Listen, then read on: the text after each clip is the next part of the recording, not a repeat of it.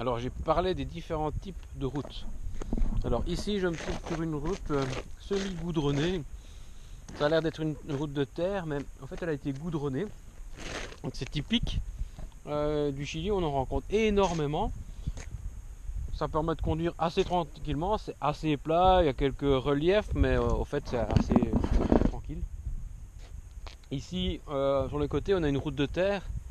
Souvent au Chili aussi, on en trouve assez beaucoup. On en trouve partout. Elles sont aussi très pratiques. Faut juste faire attention de ne pas rouler trop vite.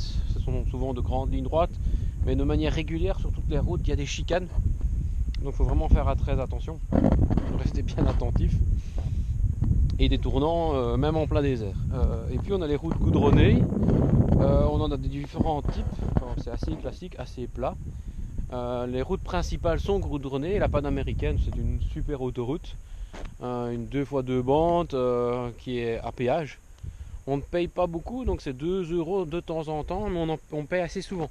C'est-à-dire qu'on a souvent des arrêts pour payer soit le passage d'une zone, soit un tunnel, et c'est toujours 2 à 4 € qu'on lâche, donc ça peut vite monter.